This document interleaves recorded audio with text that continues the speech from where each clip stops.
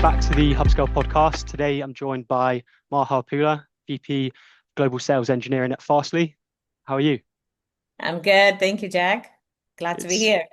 Yes. Yeah. How are things? How are things at the moment? How are you finding the space? Well, rapidly evolving, I could say. Every day there's new change. I remember we were talking about the whole chip industry evolving at a rapid pace. This isn't, that doesn't hold a candle to the rate of change that we are seeing on a day-to-day basis. Every day there is a new update. Every day there is a new tool capability that is being introduced into the technology space. So this, it's I'm waiting to be surprised every morning. Mhm. Yeah, for sure. Well, I guess as a bit of a background for listeners here, could you talk us through like your career journey to now, where you started to where you're at the moment? I love that part of the story, not because I like to talk about myself, but Mhm. I just want to share that my journey started in customer support. I was a tier three technical support engineer, and it was a tough job. And my heart goes out to all the support engineers that are out there trying to do the best for their customers, dealing 60, 70 support requests a day. But I learned a lot. I learned a lot about communication skills, how to bring down like the anger levels of people because they are just something that they want to see working is not working. And then, I just did a good stint in tech support. And then from there, somebody tapped my shoulder and said, "Hey, you're good with customers. Do you want to move into pre-sales?" And so I did a short stint as a technical account manager from support, and then I moved into pre-sales. And since then, I haven't looked back. Well, I've looked back a couple of times. I went decided I want to do something with services, and then I did a stint in product management, and then I just came back to being in pre-sales. I love this space. It has a good mix of customer facing, skills as well as a good, one foot in technology as well, because you don't want to lose that capability. Yeah. Yeah, for sure. And in terms of security, cybersecurity as a whole, how have you seen the kind of space evolve, I guess, in that time, the major changes that you've seen in the past few years?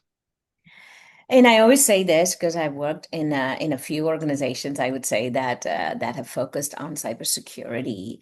The space has not simplified any bit. This week RSA has gone on, and the number of vendors on the shop floor has probably doubled, tripled, quadrupled, and it doesn't show any sign of abatement. Now you've got the whole mix with the AI on top of it. So now they are evolving themselves or rediscovering themselves with an AI umbrella.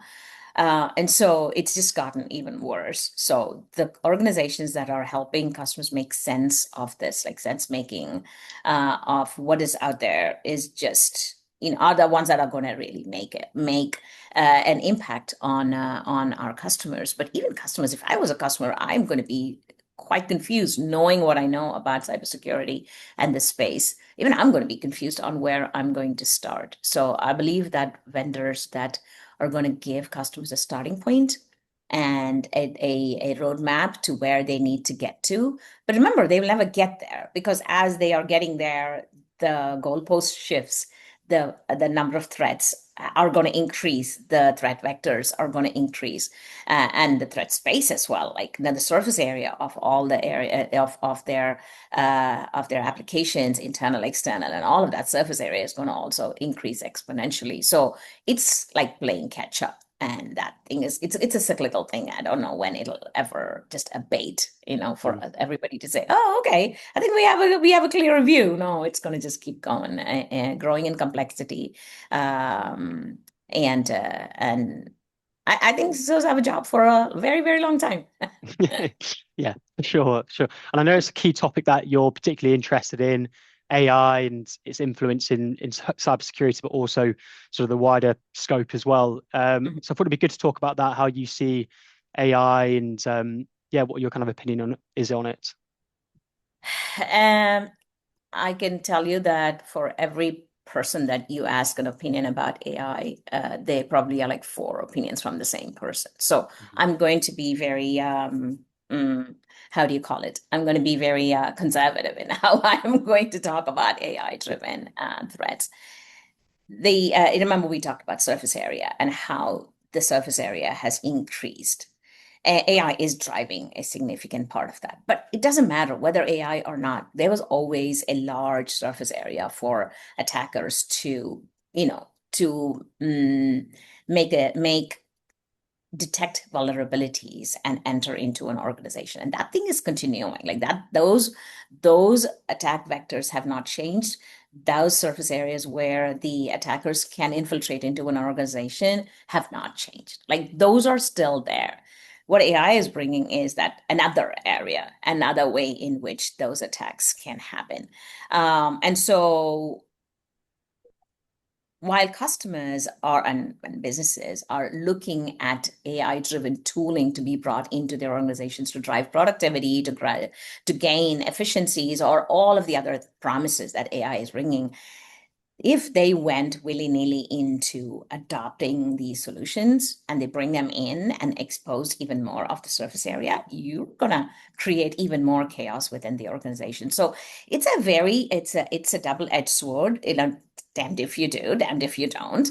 If you're going to go and tell your board that you're not going to be adopting AI to drive efficiencies or cost benefits or other things, then they're going to be questioning the validity of it, of what you're doing within the organization. But if you do, and you don't have a clear direction on how you're going to mitigate those possible attack vectors, then you are now exposing your organization to even more risks than not going in AI. So I think it's a fork in the road, and like Yogi Berra says it, like if there's a fork in the road, you have to take it, and you're going to have to just sort of live with some of those decisions that you make. And that's one thing that I'm observing as I'm speaking with customers as well.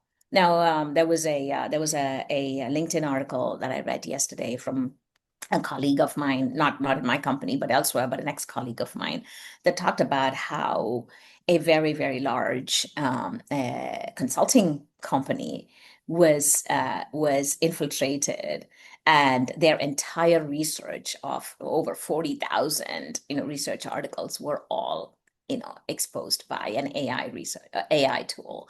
And so the scholars are out there, they are looking for information, and they will infiltrate every possible way in which they can get access to that information. So it's, how do you block that? It's like whatever that movie, like 300, where you're like 5 people against like 5,000 army, and AI Yeah. bots are everywhere. They're probably on this call as well. You just never Yeah. know. Yeah. Yeah, I know. I hope not. And how would you see it in terms of affecting like people, the workforce, and also the new sort of generations coming through at the moment? Yeah, I have this a little plug for my for the show called the Maha Pula show, but speaking with a CEO founder called Nick Leonard, and Nick was saying that his workforce now comprises of people that have either leveraged AI or have built something with AI. Like if you're not AI literate, he doesn't want anything to do with them. Not because he's just it's like this is the reality. I am an AI based organization. Like I'm founder of an AI based organization, and if I don't have people that know and are literate in that technology, then how are they going to be playing an active role in the development and sales and operations and all aspects of their business? So it's becoming really, really key. And he mentioned something that I will repeat here is like he said, it's going to be a very scary time for those graduates that are coming out of university right now and that are trying to get into internship programs. I'm not saying intern programs are going to go away, but where you have engineers, very senior, the interns were coming in and they were learning and they were building skills and competencies, learning from these senior folks within the organization and eventually landing on a job in the organization. But now AI tooling has come in and they are becoming the interns for these senior folks, and they're able to get more done. They don't have to teach AI what to do because it's picking things up very quickly and on the fly. So there's a massive risk to those students and the graduates that are coming out of university now that are perhaps like have to figure out a different way in which to become part of the workforce. And one thing that I believe is really critically important for them is is getting AI literate and doing it like the first year that you're in university. In fact, I would say even in high school, they should be introduced to some of the AI tooling and capabilities available so that they can become more literate as they go through university and leverage. I'm not talking about supporting like, building reports and cases and all of that stuff. Like I'm not talking about those kinds of tooling. I use Notebook LLM, for most of my research. Like that's not what I'm talking about. I'm talking about real tooling, like that'll help them build, develop, and become an integral part of that AI workforce. So that's what the future is. And if you're not, it doesn't matter what job you do, whether you're in operations, whether you're in sales, whether you're an engineer or a developer. Well, let's start using this Claude, Cursor, whatever it is, your choice. Yeah, there are so Mm. many out there. Yeah, it's a quite a scary reality, I suppose, at the moment for these people.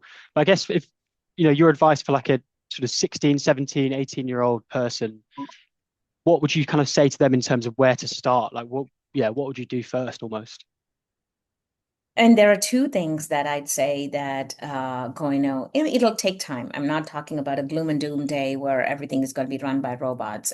That's not what we're talking about, is integrating AI into your day to day, understanding what role these tools can play, becoming literate in this space, not just saying AI for me means talking to Siri, or, AI for me means using a Gemini to search for something instead of using Google. I'm just going to use Gemini. No, that's a very foundational thing. That's everybody should learn and understand what that does. But really, those that are taking on roles, whether it is in school or in grad school or undergrad school or grad school, is to really understand what that landscape looks like, understanding the technology, the basis for it, and then determining what part of it really interests them and learning a little bit more about it.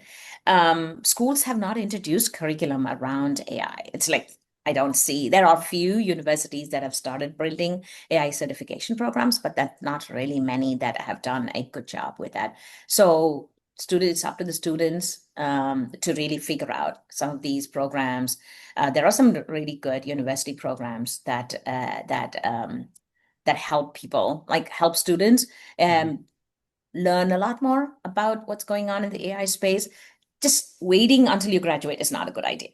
I mean, the summary is don't wait until you're 20 years old and you are coming out of grad school, undergrad school, and then you're like trying to figure out what job am I going to take? And then the whole world has shifted when Mm. you've been, ensconced in this little box called the university.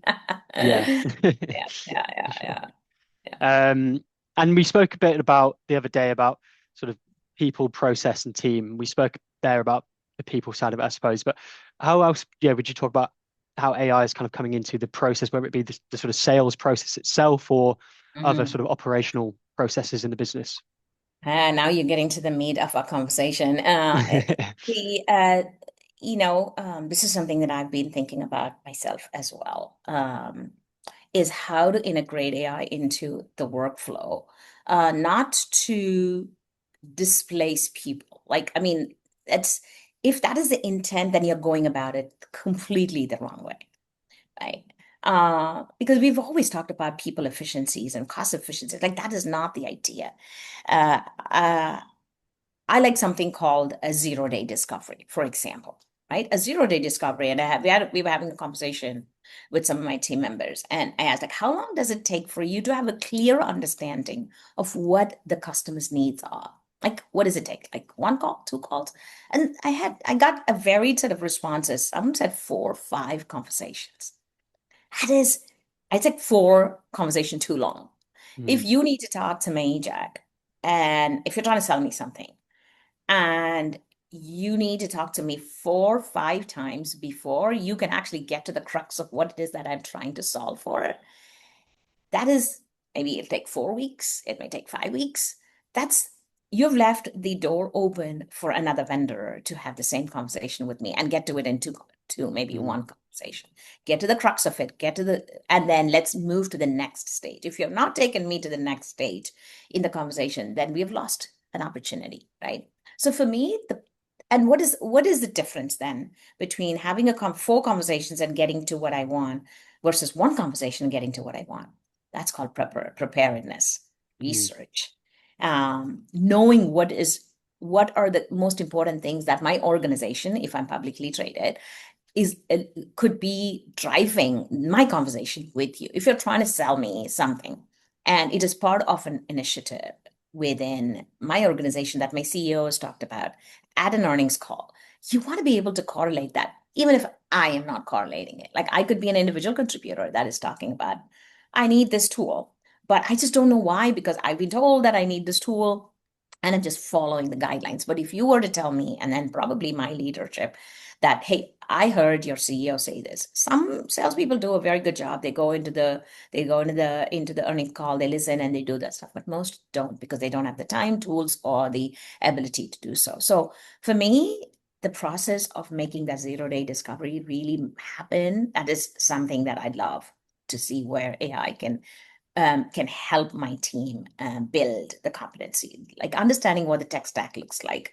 and what are they using, who are the competitors in this space. Like you can get all of this information, what I call as a digital footprint. Our digital forensics is available there, and AI can really help you shrink that time it takes to do the research. Now you can do this manually. I've done this manually. It takes a long time. It takes up to 30 minutes to an hour, let us say, to research an organization that you're speaking with. Sometimes we don't have that kind of time because we are running from a call to call, conversation to conversation.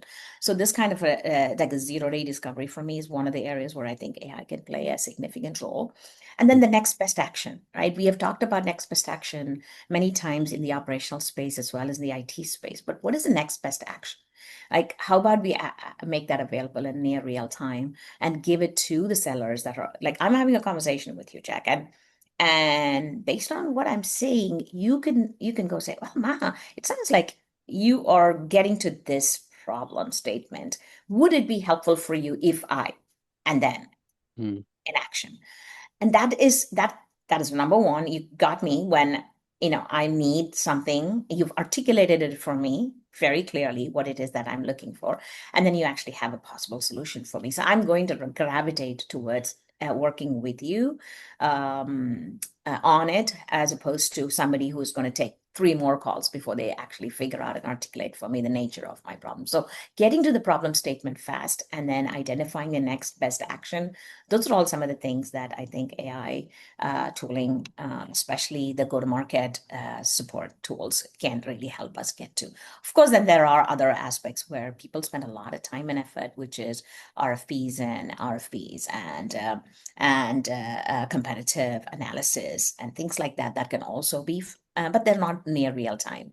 They mm. can be pre or post the conversation as well, based on inference from a conversation. So those are some of the things. I mean, of course, I can talk about this all day long because I'm very passionate about driving efficiencies. I'm not talking about like doing more with less. I'm just doing more. That's it, Mm, period. You know? yeah, yeah, and it Yeah. links quite nicely because I know your sort of involvement in that mentoring, that kind of community that you've been involved in the past. I think that would be quite interesting to talk about as well.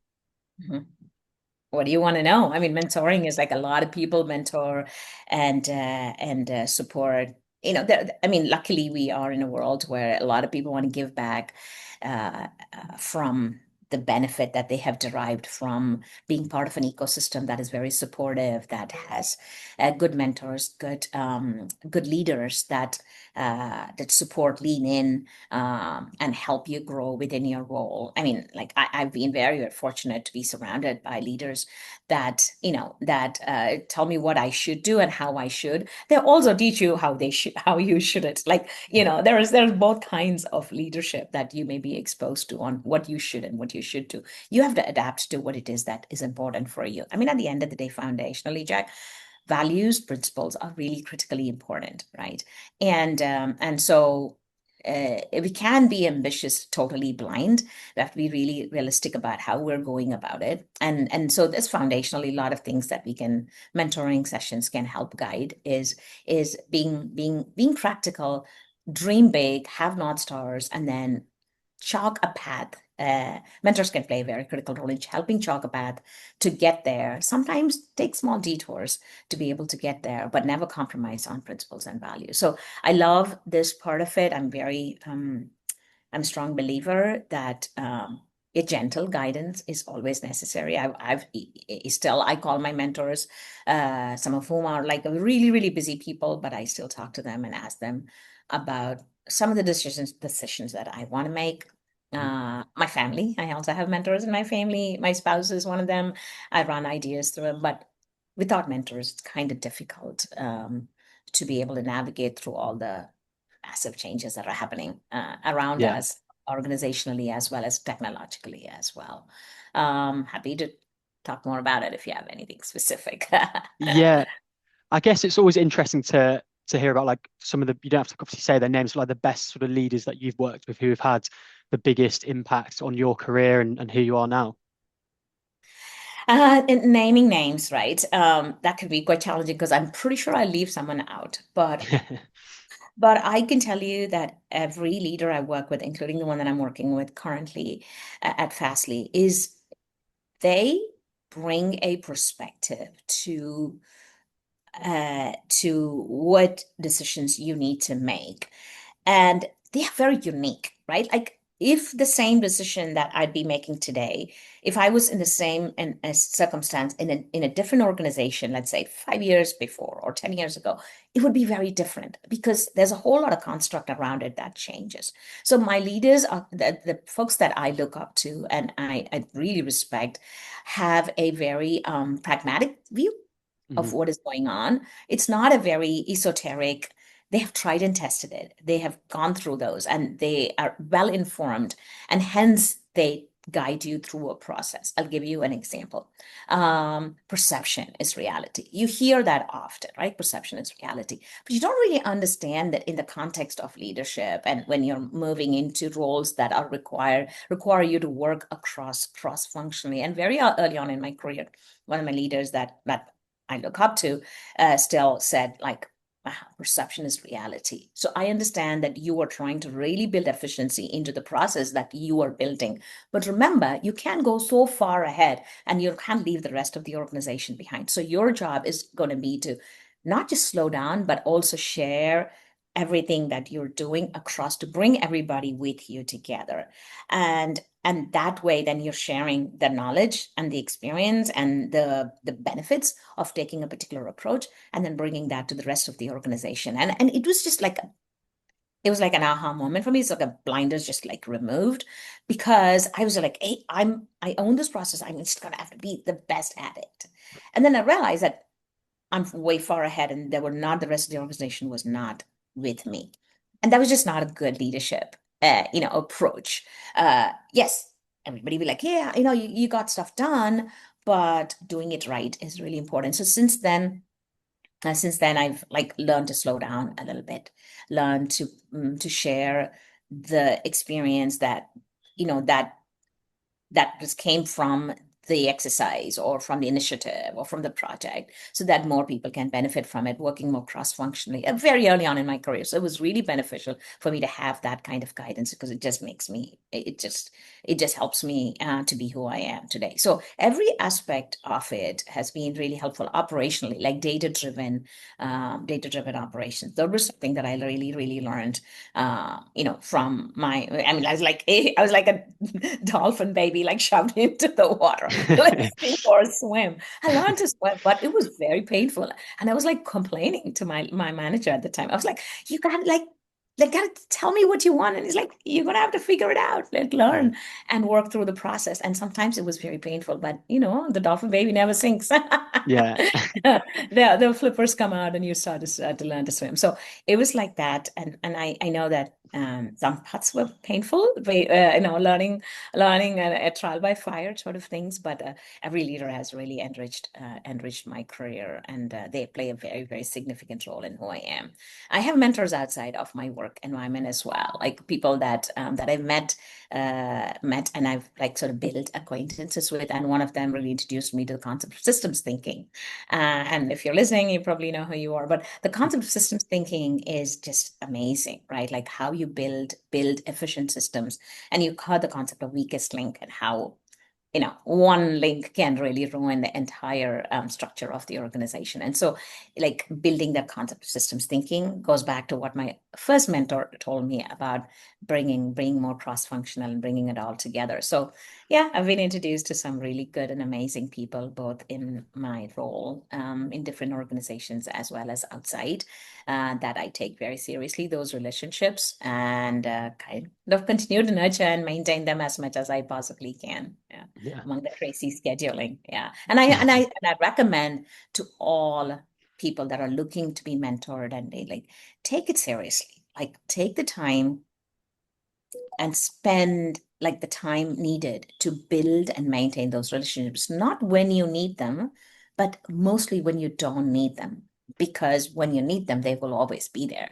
But if Yeah. you're going to make a call to a person and say, hey, I need your help because I need a job, or I'm thinking about making a shift, like other career changes and other things, then you have no context. Like, the mentor has no context for them to give you any logical advice other than tell you just the basic things. It's like, yeah, give it a shot. Send me your resume. I'll do something about it. Instead, if you were to build those relationships that are important, a few but important ones, then at the end of the day, they may help you open doors for you that may be critically important at the right time. So that's my take on mentoring. I know others have other takes on it. Yeah. Yeah, So, yeah. for sure. And in terms of people maybe that are kind of earlier in their career, Mm. do you firstly feel like, is becoming a leader a natural progression? Is it for everyone, or do you think some people are better suited to it than others? I'll tell you a story that happened, I'd say maybe 10, 15 years ago. Um, there was a leader, no, an individual contributor that reached out to me, was an Asia Pac, and reached out to me. I think it was Singapore based, yes, and reached out to me and said, "Hey, Ma, I want to be a manager." And I said, "Oh, okay, so good, NSC, a sales engineer, and want to be a manager. That's great, fantastic. So tell me about this role and everything." And I mean, I knew what it was about, but I wanted to hear him say it. So he walked me through this, like, it's like, I'm really good at what I do. I'm like a top SE. I made my targets and my numbers, and I really love being that person, the go-to person that everybody comes to and solves and Mm. asks to solve things. And I said, "How do you enjoy doing that?" And he's like, "I absolutely love doing it." And I like getting up there on stage and winning the President's Club, right? And all of that cool stuff. And I said, "Fantastic, like really good. Like, you seem to be doing really, really well. Why do you want to be a manager?" And he's like, "Well, you know what? This is my next career progression. To your point, it's my Mm. next career progression. I'm really good at what I do, so naturally I should be leading people like me, right?" And he said, "Okay, great." So I said, "Okay, let's why don't you make a list of all the pros and cons of all the things that you think you're going to be benefiting from if you were to be a manager?" And I realized that he was actually kicking off the process of applying for a management role within the team. So he was really impatient. He was like, "Can we not talk about it now?" I said, "No, you need to go and do a little bit of homework, because I'm not going to give you the answers. I'm not going to give you the magic ingredient that is going to get the job, right? You need to have to think about this. Like, what is it? Why is it that you were really going for it?" So it took a week, but he was like, I have to really, like, say good job on his patience, because he waited for a week.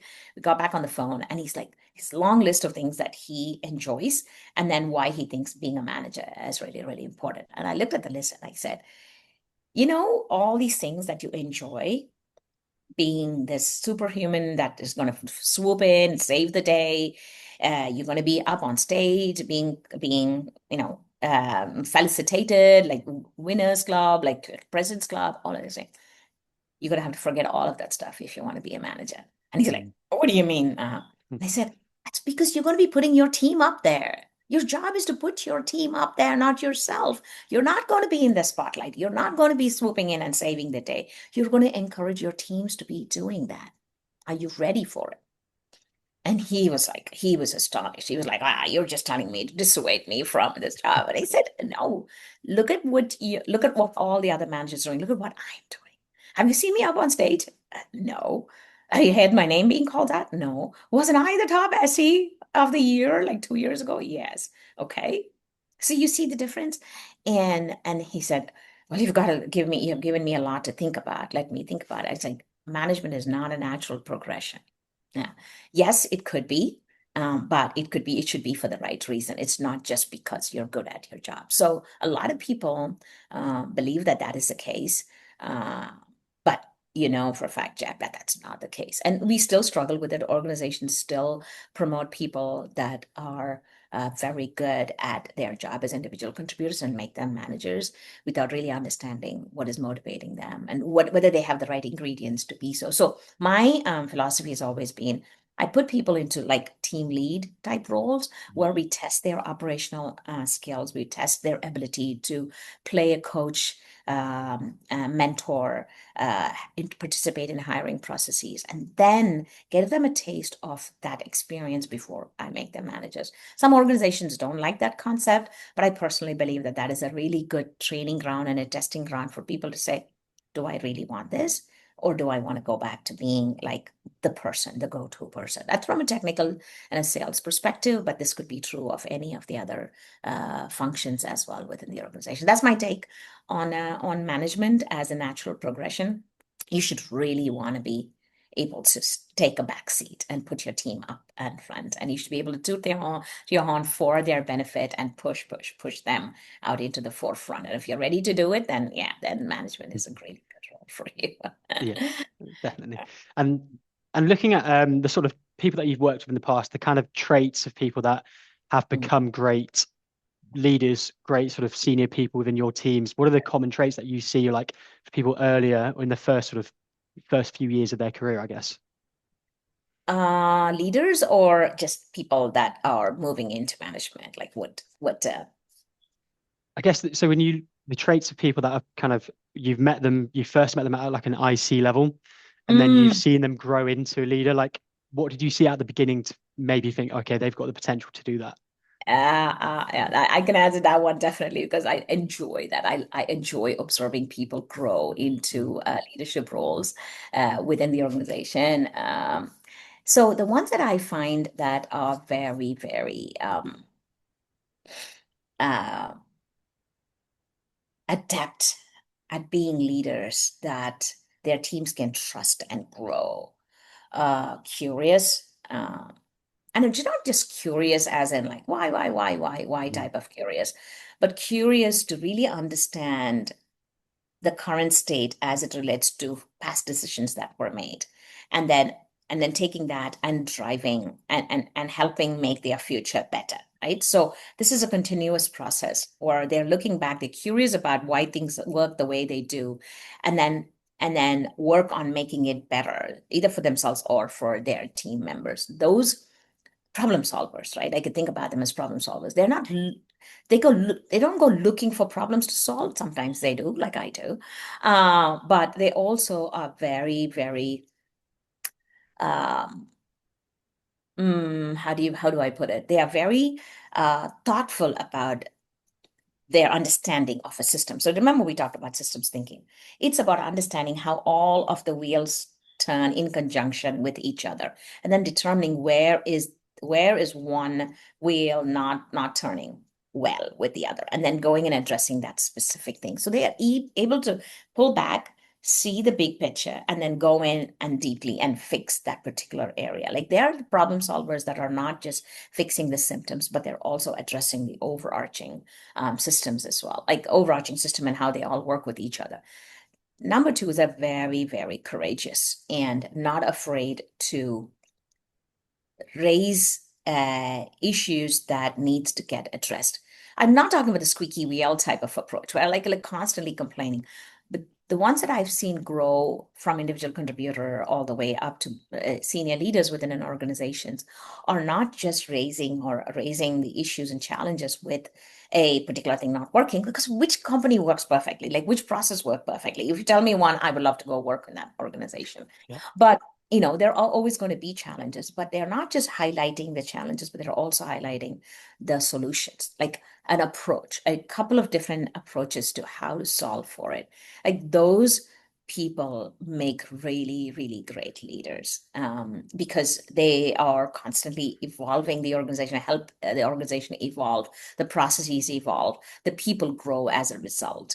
And then the third one is a people aspect of it. They love to identify people like them, like that are curious, and then help them grow, right? Like giving them opportunities, giving them challenges, pushing them where they are like really evolving and bringing out the best in them, right? Like, they're amazing. Like those leaders are just incredible. They are the ones that will help an organization not just evolve from a financial perspective as well, but also from all of the other aspects of it. A great place to work, trust, organizations that are driven by trust. Those are kind of those people that make those big books, like, people Mm, talk about, like them as amazing leaders that anybody would want to work for again and again and again and again. Like they have great followership. Those are kind of the ones. And then there are the leaders that are that just like take a big jacksaw and just like wipe everything down and they start from scratch. I mean, I've never had to encounter those, but I just steer clear from those people that just see bad in everything. yeah. Or people that always see bad in everything, that they don't see the positive side of things. I mean, the concept of glass half empty and glass half full is real, is Yeah. real. You can identify that with people very, very soon. Spend 30 minutes with them and you can decide, like, whether Yeah. they're a half glass full or empty person. Yeah. Yeah. And it can become very draining. If you're around like a super negative person every day in work, then yeah, that does bring the whole sort of environment and culture down as well, can't it? Yeah, it can be fatalistic. I'm not saying you should be like so optimistic that you're blind, but you also need to be cautious about how you bring things up. And, it helps you grow as a leader, as an individual contributor. If you're a person who's part of the solution, that makes a big difference than when you're part of a problem. Like there's a big difference in the approaches between the two. And for those that want to grow, you be part of the solution, like help the organization move forward because not every leader, not every person is able to solve all of the problems that you're encountering. If you see a stone or a boulder across the path that you're going, just move it or Mm. help move it. Don't just stand there and complain about this boulder in your road. Like it's practical. That's my Yeah. take. Mhm. Yeah, amazing. Well, look, it's been a really interesting conversation and really appreciate your time. Is there anything else you'd kind of want to add into this or any last words for this? I know we had so many things that we I could know. have we could have talked about. Time, we always run out of time, but I mean, my take is AI is going to be changing how we interact with the world. Let's get past that. Let's not even ask that question. Is AI going to change how we live, how we operate? It is already significantly changing. But do we want to let it overwhelm us into becoming like a deer in the headlights? Absolutely not. There are so many ways in which to integrate AI into our day-to-day life to make our lives better so we could spend more time with our family and take those vacations that you can't, and still stay plugged in. I mean, human beings have become very, very addicted to being plugged in all the time. You can still do that, and you can actually, AI can help you stay plugged in without you having to go through like 50 emails. Like AI can summarize for you the most important things that you need to know and learn more about, and so leverage it to make our lives better, whether it is within an organization or outside the organization. I say don't be overwhelmed by it. Don't be fascinated by it, because it can show the art of the possible with AI. Because I know that's a big, big topic for both yourself and for our viewers as well. So I'll Yeah, leave you with that. amazing. We'll have to do a part two because there's so much stuff that we were going to talk about, but yeah, it always always runs out of time. But Of look, I course. really, really appreciate your time, and I think this will be super interesting for our listeners. So yeah, thanks very much. Yeah, thank you for having me on, and I hope it really met your needs of what is it that you wanted to talk about. But happy to be back again at some Definitely, point. definitely.